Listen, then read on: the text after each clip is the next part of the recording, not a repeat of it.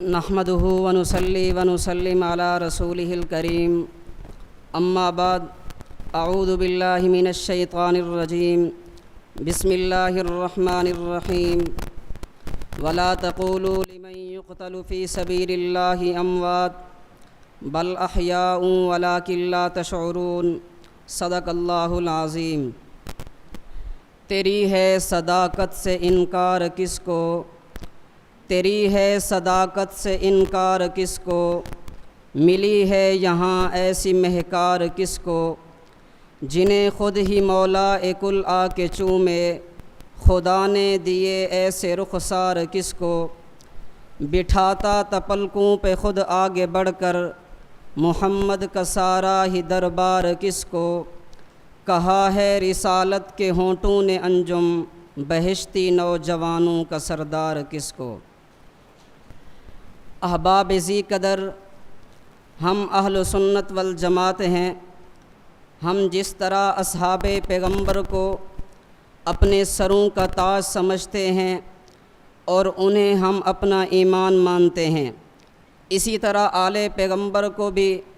ہم اپنے لیے معیار حق مانتے ہیں۔ ارباب ذی قدر، دنیا کے اندر فخر محسوس کرنے کے عموماً جو اسباب پیش کیے جاتے ہیں، وقت کی قلت کے پیش نظر میں ان میں سے صرف 4 کی طرف اختصاراً اشارہ کرنا چاہوں گا۔ نمبر 1 اعلیٰ نسب کا ہونا، نمبر 2 حسن و جمال کا ہونا، نمبر 3 زمانہ اور ادوار کا ہونا،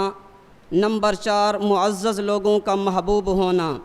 میں نے جب ان اسباب کی طرف نظر دوڑائی اور ادھر جناب حسین کے چمکتے ہوئے چہرے کی طرف سر اٹھایا تو مجھے یہ اسباب حضرت حسین میں انتہائی درجہ کمال تک نظر آتے ہیں۔ تو میں نے جب حضرت حسین کے نسب کو دیکھا تو قبیلہ بنی قریش،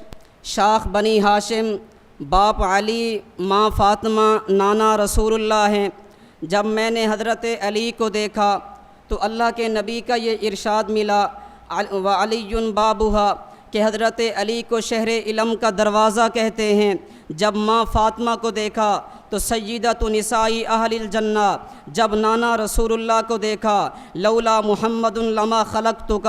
وجہ تخلیق کائنات نظر آتے ہیں، تو پھر میں اپنے آپ کو حسینی کہلوانے میں فخر محسوس کیوں نہ کروں۔ اور فخر محسوس کرنے کا دوسرا سبب حسن و جمال کا ہونا۔ روایت مسند احمد میں موجود، راوی حضرت علی ہیں، والحسین اشبہ الناس بالنبی صلی اللہ علیہ وسلم ما کان اسفل من ذالک۔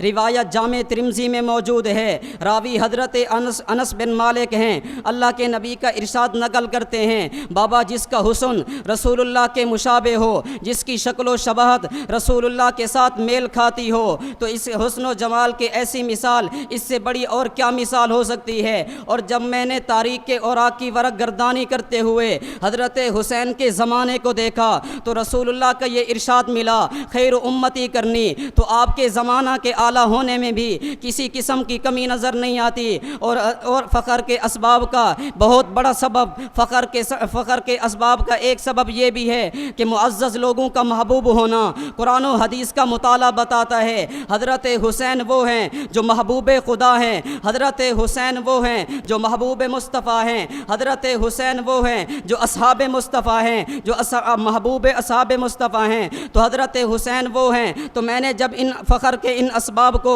ایک پلنے میں رکھا، دوسرے پلنے میں لفظ حسین کو رکھا، تو فخر کے اسباب والا پلہ لفظ حسین کے سامنے ریت اور روئی کے ذرات کی مانند نظر آتا ہے۔ تو آئیے میں آپ کو بتاتا چلوں حسینیت کیا ہے، حسین کون ہے۔ ارے حسین نام ہے علم و عمل کا، حسین نام ہے سخاوت و عدالت کا، ارے حسین نام ہے زہد و بزرگی کا، ارے حسین نام ہے ہمت و جوامردی کا، ارے حسین نام ہے ہے ایمان کی خوشبو میں ڈوبنے کا، ارے حسین نام ہے ایک اسلامی جرنیل کا، ارے حسین نام ہے باغ رحمت کے شجر کا، ارے حسین نام ہے حق پرستی کا، ارے حسین نام ہے صحابہ سے گہری محبت کا، ارے حسین نام ہے قربانیوں ہی قربانیوں کا، ارے حسین نام ہے باغ رحمت کے شجر کا، ارے حسین نام ہے جنت کے ہیرے کا، ارے حسین نام ہے باغ رحمت کے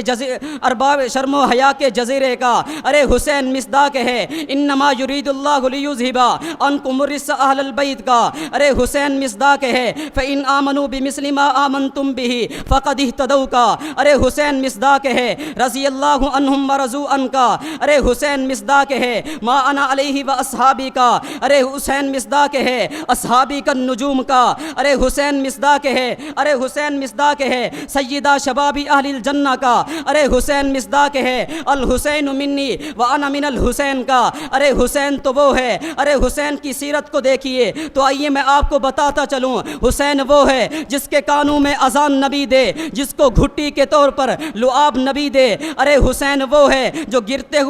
چلتے ہوئے گر پڑے، رسول اللہ ممبر چھوڑ کر اپنے محبوب اپنے لاڈلے کو اٹھا لیتے ہیں، ارے حسین وہ ہے جس کا نام حسین محبوب نے رکھا، اس سے پہلے کائنات کے اندر کسی کا نام حسین نہیں رکھا گیا، ارے حسین وہ ہے جس پر تیز بارش کے قطرے میرے محبوب برداشت نہیں کرتے، ارے حسین وہ ہے، ارے حضرت حسین وہ ہیں جن کی آنکھوں سے نکلنے والا آنسوں کا ایک قطرہ بھی میرے محبوب کو برداشت نہیں ہے، ارے حضرت حسین وہ ہیں جو میدان کربلا کے اندر دین احمد پر جان لٹاتے ہوئے نظر آتے ہیں، انہیں حسین ابن علی کہا جاتا ہے۔ آخر میں اپنے موضوع سخن کو اس شعر کی نظر کر کے آپ سے اجازت چاہوں گا۔ اچانک دلوں کو جو چین آ گیا تھا، اچانک دلوں کو جو چین آ گیا تھا، اسی دم زمین پر حسین آ گیا تھا، وہ رحمت کی بارش برسنے لگی تھی، زمین دیر تک رقص کرتی رہی تھی، کھلی آنکھ تو پہلے دیکھا نبی کو، قریب اپنے پایا کسی روشنی کو، وہ شہزادہ سارے جہاں سے جدا تھا،